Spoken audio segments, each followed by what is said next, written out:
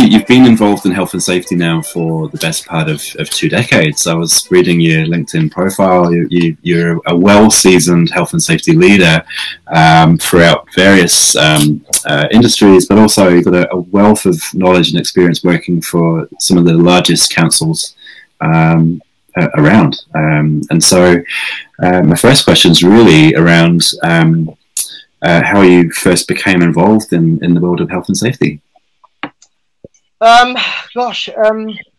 So I first started off in getting interested in safety actually when I was at university. So I went to university. I wanted to do an environmental health degree. So as part of environmental health in the UK system, environmental health officers are actually authorised inspectors for health and safety. So the local authority sector, if you can imagine council, Auckland Council, they would have inspectors that support work safe, or in this case the HSC effort. So we divide sectors amongst us. So the HSC would concentrate on the higher risk sector, and the authority tends to pick up everything else. So some of the smaller sectors, like the smaller places or the SMEs, but you know, some big things as well. Like, for example, when I was at Hammersmith and Fulham, I looked after the safety for the for Chelsea Football Club and Fulham Football Club, who just happened to be in the area. So a great mix. And I suppose when I started there, during the first year, when we did the first module on safety, there was something that just sort of hooked, and everything else in environmental health is quite broad, which actually I'm really grateful for. We do things like public health, epidemiology, food health, food safety, environmental, all that sort of stuff. So actually it's a really broad degree, and I'm really grateful for it, because certainly for COVID, I went back to a lot of my public health knowledge and my food safety knowledge, and a lot of the ICP controls, the infectious control plan that we have in IAG Cargo, are basically based on good hygiene HACCP practices that you would see in any major food manufacturer. So so I was quite grateful for that. Anyway, back to the story. I was at college, so university, second year in, we did another module. I thought, actually, I really enjoyed this whole health and safety. The psychology thing behind it was really interesting to me. And then I did my third year, which was a year in industry, and I was really lucky. I did 6 months with the military and 6 months with Westminster City Council. And the army was really interesting. The military side was really interesting, but it was very much health focused. But when I joined Westminster Council, little did I know that they were like the best health and safety enforcement team within the local authority sector, very well respected. They did a lot of things like in theatres, entertainment sector, asbestos, all stuff like that. And that just hooked me from day one. I thought, wow, this is so cool. To the detriment, I have got to say, of all the other topics like housing and sort of social services and stuff like that. I was like, well, I'm not sure I want to do that anymore. So I went back to college with a real sort of, actually, I don't want to waste my time with environmental health. I want to do more safety. But I finished off my degree, and I was lucky enough to be offered a role at Westminster Council as an inspector within the health and safety team. And that's kind of how I landed in the profession. And ever since, I've been doing health and safety, and with a health and safety focus, really. Yeah, no, it's awesome. So, I mean, often when I speak to particularly people new to the world of health and safety, or have been on the ground for a few years, they often ask me whether there's a framework or a career path that's drawn out and easy to follow. Have you ever come across anything like that? Is there any advice that you might give them with that type of question? Yeah, I think there is a framework, right? I mean, obviously we've got the NEBOSH sort of certificate courses for your first rung on the ladder, as I always say. And then if you want to develop some more knowledge, obviously you've got the diploma. Back in the day, I did the NEBOSH diploma, which is part A and part B. It was two parts. It was a year each paper, so it was like 2 years to get the NEBOSH diploma. Very, very detailed, very theoretical driven, and everything else. So that was different. Now there's a multitude of ways, which I think is amazing. So now you've got the whole sort of MVQ route, the levels, the business routes. I think it's brilliant. The way that you can get into the profession nowadays is just so varied, and so it should, because health and safety, as I'm going to say probably a little bit later, isn't just about health and safety. We get too siloed in safety sometimes. So I think it's great that we can have these skills that we can dip in and out of. But yeah, from a framework point of view, I followed that process. I did my NEBOSH certificate at college. I did my NEBOSH diploma within my first year, which I was privileged to have done so quickly at Westminster Council. And I did my diploma for those 2 years. Past that, been toying around with sort of various other courses, and just did that organic sort of route, really. Yeah, so for me, awesome. it was fairly based within that well-known framework. But at the moment, there's just so many ways of getting out there, which is great. So that's for me is the huge benefit of being a modern day sort of health and safety professional just starting. There's just so many routes in. It's great, really good. Yeah, I completely agree. I think it's one of the most exciting careers to be involved in. So for someone who has, had 2 decades experience in the world of health and safety, when you look back to your early days of getting involved, is there anything that you wish you had that we now have today, which we perhaps take granted for, which you wish you had when you first got involved? Gosh, that's a difficult one. There are so many things. I think one of the greatest things is things like this. We didn't have these networks that we have. So the network that you run, they were very, very few and far between. And I remember sort of turning up in the beginning as a keen newbie, sort of going to some dodgy pub in the West End, to do the IOSH London sort of Metropolitan Board meeting or whatever, and it was literally over a beer in the top room of a pub. It was quite odd and surreal when you think about it. But now you've got all of this at your fingertips. You can just join so many groups and professional associations and things like these, like the what I refer to things like the webinars and burst learning. All that sort of stuff is just so easily accessible now, which is fantastic. So it's information at your fingertips, which is great. And just the way I think that we've developed around these networks is great. I think there's a bit of a double-edged sword in some respects as well, because obviously in my day, and this is terrible, I never thought I'd say things like this, to show my age, but it was all paper. It literally was paper. So you had to read through stuff. You had to read loads of stuff. And I think as a result of that, you do absorb a lot of knowledge that comes in handy in some way. There's no shortcuts, basically. You've got to put in the hard yards. So I think that was a benefit in some respects, because you remember sort of in the deepest, darkest recesses of your mind, I'm sure I remember something about a particular X or Y that you've just sort of picked up somewhere. So I think there is a bit of a double-edged sword, but in terms of the positives, I think they're far outweighing.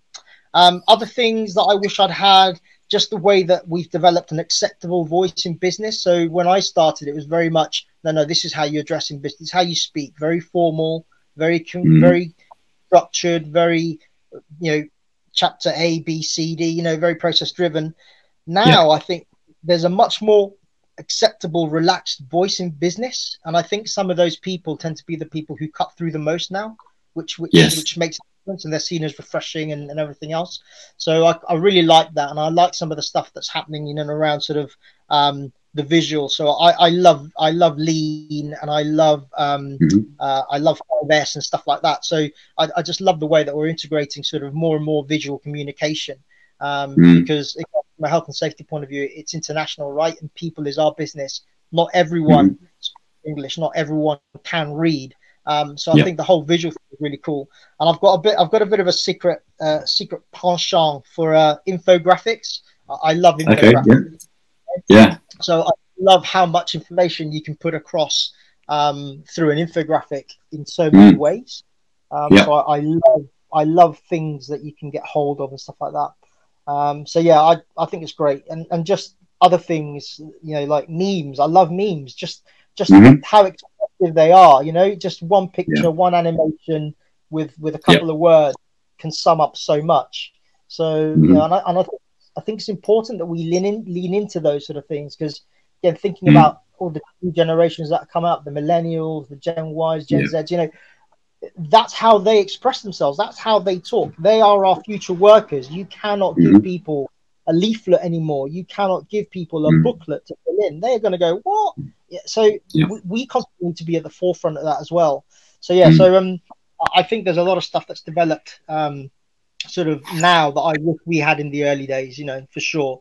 The voice thing is important. The confidence to speak up and say things that are a bit, you know, back in the day, I can remember almost thinking, oh, you know, that's, you don't rock the boat kind of thing. Oh, don't rock the boat, you know, just crack on and follow the steps. And now I love how people are actually rewarding. Well, actually, why do we do step B and step C? Why can't we just go from A to D? What's the problem? In the olden days, you'd be like almost like stupid boy, you know, you'd be slapped on the back of the head. Now people are more engaged with that, and I think that's great. I think that's definitely a positive in my eyes, for sure. Yeah, absolutely. No, and the same. I think if we're going to continue to be relevant, I think we need to be on top of the latest ways of communications. My kids were absolutely aghast when they discovered that I had a TikTok account. But the reason was I was actually just trying to figure it out. I was just like, okay, what is this? You know, like, why is this so popular? And, you know, that 40-second blast of music in a dance, or a 40-second broadcast that has a sometimes quite important message. It's like, wow, this is really interesting. And just trying to understand how to translate that into how we communicate with our audiences. It's fascinating stuff. Really interesting. I think if you look at things like TikTok, for example, you know, that whole 40-second window, same with Twitter, you know, it really forces you to be as succinct as possible. And it is a skill. It really is a skill. I mean, I still, I'm not very good in that sort of stuff, so I still heavily rely on my comms teams for that. But there is definitely a skill there that we can definitely lean into with that, because it forces you to be succinct. It forces you to put your message across in 40 seconds. I'm still amazed. I did it yesterday at work. You know, we're getting ready to. The UK has only just made it legal now, mandatory to wear a face mask indoors in some retail settings. So, you know, it's very interesting. You know, you try your best a very succinct sort of I did really in the first people are really good here. Things that how we can come back, amazing. Very good. Yeah, absolutely. So, and then perhaps bringing it a little bit closer to home. So, you've been back in the UK now for over 9 months, best part of a year now. And so maybe it's a good opportunity to reflect on your time here in New Zealand. So from maybe drilling into your health and safety experience here, is there anything, any top takeaways or any, you know, thoughts that you've had since heading back to the UK? Oh man, lots and lots. There's not a day goes by that I don't actually think about some of the stuff that we did in New Zealand, because it was the first opportunity for me where and I've got to say this for council, one of the things, and that was really what gave us the wind beneath our wings. Sort of in the start, you know, they were really leaning into it. So I think, so the ability to just try out new things. So one of the things with the new legislation coming in as I arrived, with all this sort of stuff, all this bubble of energy brewing around sort of safety, I was blown away by the energy and the passion that there existed for safety. Whereas in the UK, whilst everybody considers us leaders in the world because of our record, actually energy's not there anymore. That passion's not there anymore. It's really sad, and I think that really turbocharged me when I got to New Zealand. I thought, wow, this is really cool. I can work with this. You know, you go into a public meeting, or even as I did with the mayor, talking about health and safety, and they were all ears. They were receptive. They really wanted to understand. They took it seriously. Whereas here, you know, you've got to work 110 times harder to get that cut through, because it's become so safety. You know, so yeah, I really I take that away. I miss that every day, and I hope as a nation you never lose that, and I don't think you will, because I think some of the stuff that I was seeing in New Zealand was just amazing. Willingness to experiment, change it up a little bit. Why do we have to do this? We want to set the pace, not trailing it. Yes, so that forces a lot of entrepreneurial stuff. So I think that's amazing. You know, and you've got some amazing people doing some amazing stuff. I mean, John Harper's one of my best buddies when I was out there. You know, just complete and utter thought leader in this sort of space, and what he's doing in the construction industry along with Chris now is just nothing short of amazing. So incredible there. Again, other colleagues, Mark Kidd, Nathan Height with their Say 365 platform. I don't think New Zealand realises just how groundbreaking that is. And I thought when I was in New Zealand, a lot of safety professionals, it's just an audit tool. It's like, it's not an audit tool. It's so much more.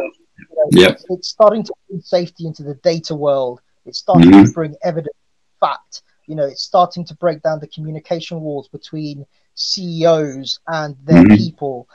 They miss that vehicle, and it breaks me sometimes when you don't get that.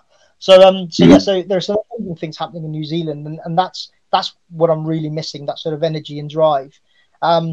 So actually it inspired me when I got back to the UK.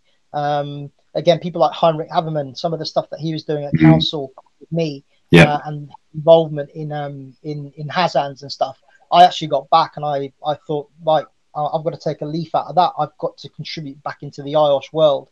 Again, that's something I've tried to do. I've tried to get on some of the committees for logistics, the aviation sector.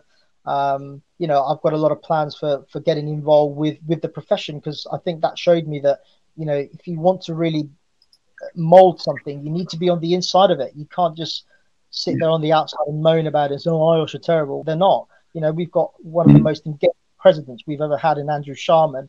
You know, he came over to New Zealand for a chat that I invited him over for, and he floored everyone, absolutely floored everyone with the way he spoke.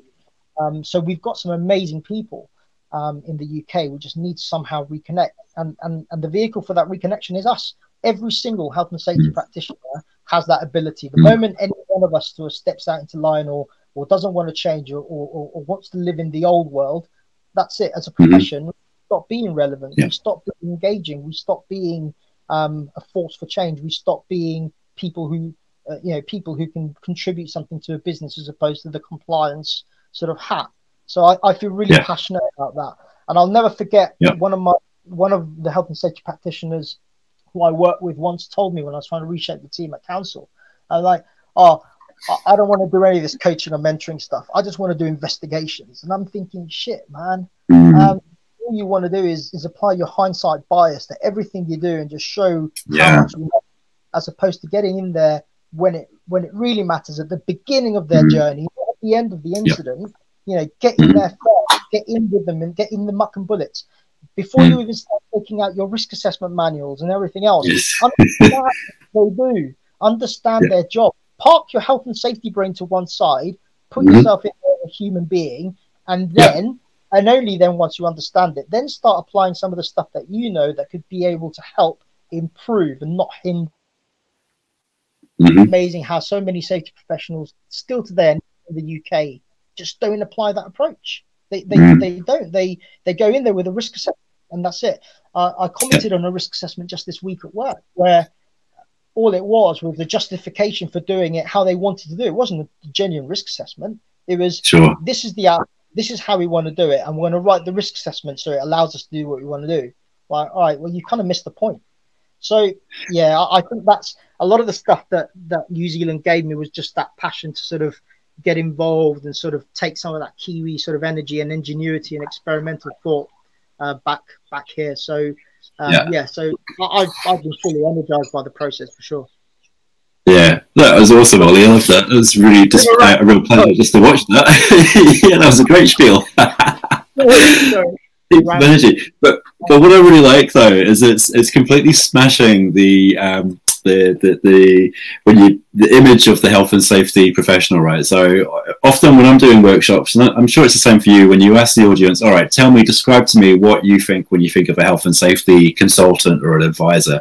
And it's the high vis, the hard hat, the clipboard, the checklist. And it's like, yeah, we're desperately trying to break that. And what you've just defined is how exciting and innovative and how challenging and disruptive the health and safety world can actually be, and for the good.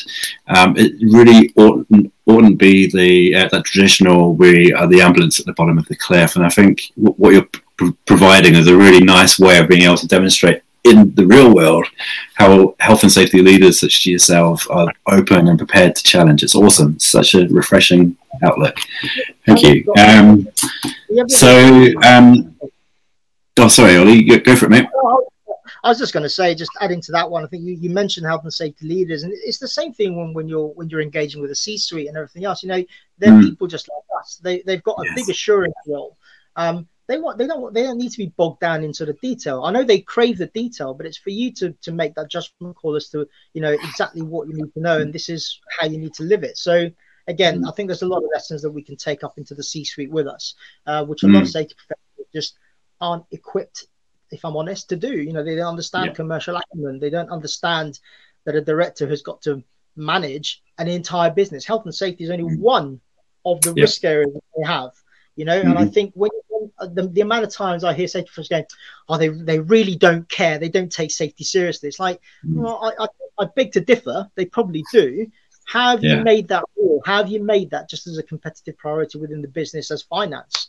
How have you made that relevant to them? And in many cases, they don't. They just say to them, look, we've had 2 incidents. You're terrible. Oh, great. Thanks. I think there's a lot of work to be done within the profession around developing some of those skills, those soft skills, the commercial acumen, like that, for sure. I was talking to a professional speaker coach not so long ago, and she was describing how the soft skills should actually be defined as essential skills, because what you're ultimately doing is trying to get the message across in a way that appeals to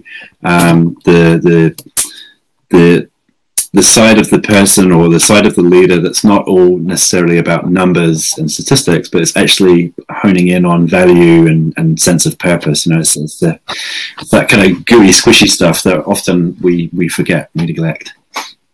I agree. Awesome. Facts and figures are important. Absolutely, it's a source of information. But I was talking about this the other day, actually, with someone about gut instinct and sort of feelings and sort of people connect with those feelings. So again, just treating individuals, you know, how many times do we see safety professionals are, you know, 2 Pats were injured? It's like, no, 2 not Pat. You know, John and Jeff were injured in engineering. You know, I think it's important that we sometimes do bring the emotiveness into that and try and force that connection. It's quite for all of it. So so I think soft skills are a key component of how we are able to put it down. And I always look at it as traction or wheels on a car. You know, you can buy a Ferrari with a Ferrari engine, it's a great top and everything else. The tires on the ground are really important. If you give it the wrong tires, you're not going to get the traction on the ground. And I often see soft skills as that traction, the ability to read the terrain, interpret the terrain, and then deliver the right amount of power to be able to get that momentum. Without those soft skills, you're not going to break in. And we used to say that a lot of the best salespeople can make really great health and safety people because they can do that selling.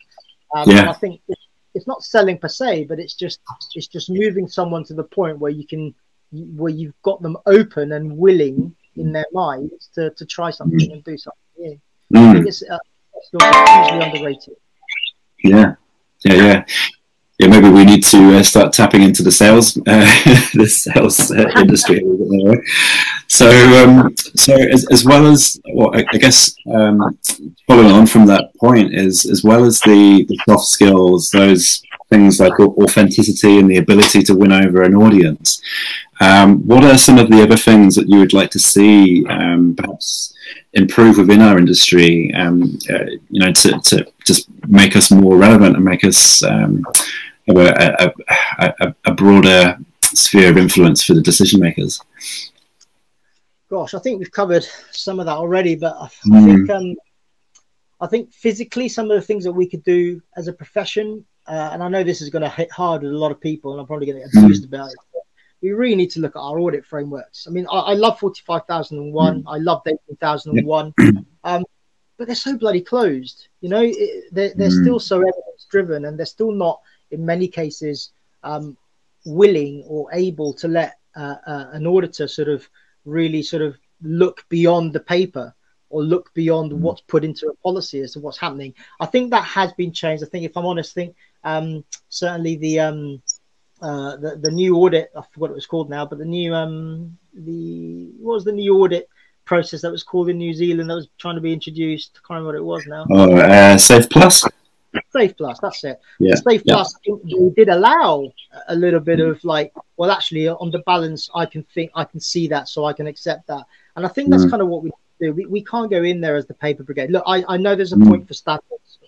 Yep. Clearly, we have to have standards. I get, but I just think we're so hooked up sometimes on the paper piece that we miss out. And I think Bruce Lee said it best in Enter the Dragon. You know, so, you know, the moon. Looking at the moon, it's like, don't have to look through the moon, otherwise you miss all that heavenly glory. And I think that's it. You know, we're too focused on what we're looking at with the check boxes and everything else. We're going to miss some of the great stuff that happens on the perimetries that could improve safety in others. And it doesn't be safety; it could be just good communication or good morale drivers or you know, good use of technology. Just I think we need to be really open to those sort of things. Otherwise, you know, we don't stand the hope. So so I think that's an important one. I'll give you an example. When Auckland Council went through the ACC audit, which anyone in my team will tell you that was an amazing sort of experience. But you know, we had the audit saying to us, oh, you know, if you only had a couple of paragraphs written in that, then that'll be enough for me. I'm like, what? So you just want us to write a couple of paragraphs on a paper and you're going to give us the tick, but you're not going to take it for granted when we are telling you it. Our people are telling you it on interview, and you're even seeing it on the ground, but you want it on a paper. Mine, if the audit wasn't so important, I'd have just gone, you know what, go away. Don't worry about it. But the reality is that we've got to go through these processes, and that really my go. And if you ever get to speak to Shane, who sort of led that process with Amanda in council, he'll tell you the amount of blow-ups I used to have at the end of the day.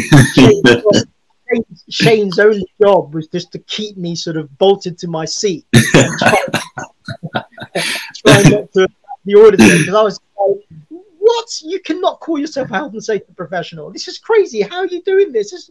So I've got a big thing around audit frameworks, which, you know, I understand, get it, we have to, but they break me how that seems to be the only way that we seem to be judged as how good we are. I think there's that one really. That's probably the main one I'd say. But it goes around soft skills as well, like whole self-awareness. Be self-aware. I think self-awareness is something that I've seen a lot of health and safety professionals go wrong. They go into investigate, and everyone's really upset. Colleague has just, you know, had a major injury, potentially worse, and they're in there going answering some real questions with very, very little sort of body language reading, understanding what's in front of them, and they ask some really silly questions. I understand that sometimes you need to get to the bottom of that, but it's all in what you ask and how you ask and when you ask. So I think self-awareness is another huge skill that I'd like to see help professionals that I mean, from my experience, it sometimes feels like it's easy to hide behind the checklist questions or the audit questions, rather than actually having an engaging conversation and actually observing what's in front of you. I've experienced that myself many times. It's extremely frustrating. It actually reminds me, I went through, when I was with Airways, we did the Safety Star rating scheme, which was kind of the precursor to Safe Plus in a way. And the two auditors that we had were fantastic. One of them happened to be a chap that had a lot of influence over a lot of the ISO standards over the years. I can't remember his name now, but he was a Kiwi. But he was great. Like, I had all the documentation out on the table, all ready to be viewed, and I was expecting a typical ACC WSMP kind of audit. And he was like, "Oh no, look, you can put all that away. I'm actually here to have a conversation." It's like, "Oh, okay, this is new."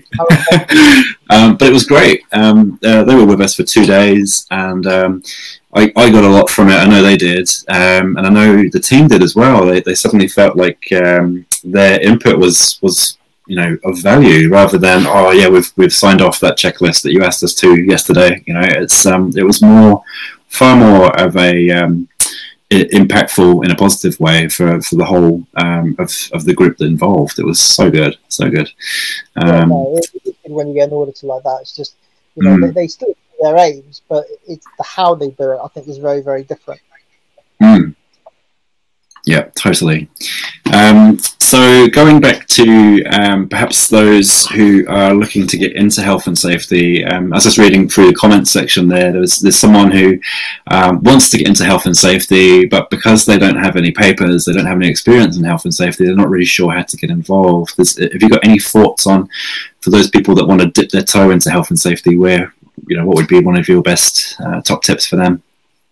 Man, I think if you're just starting out and you want to get into safety, the first thing I'd say is that there's no real age limit. You can get into safety with what you want. I think some of the failings, if I may, of safety professionals is that they are just safety professionals like me.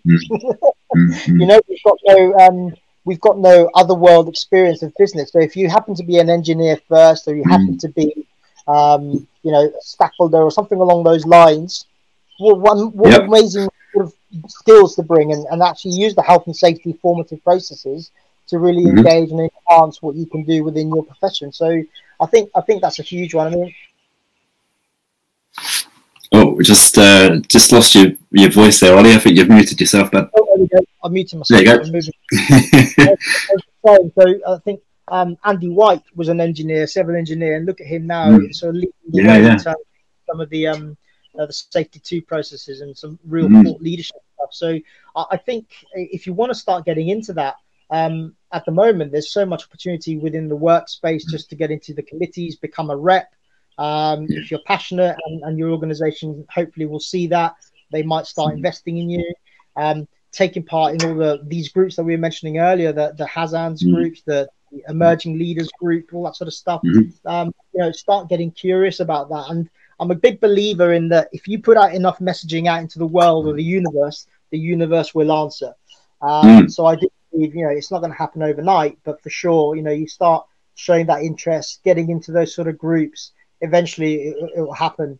I had again another guy, I think you've had him on the show, Ollie Bones was one of the last person we on that council. Hugely positive individual. He was a scaffolder actually. He wanted to get into safety.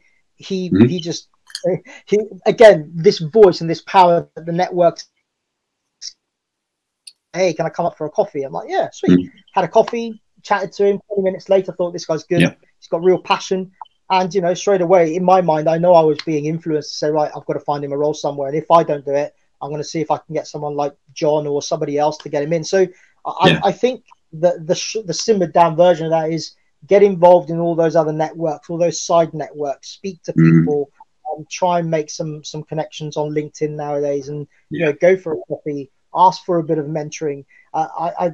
When I was sort of coming up, I think mentoring was not really that common. Now it's brilliant, and I'm proud to say I've mentored 5 or 6 people, a few that I had in New Zealand.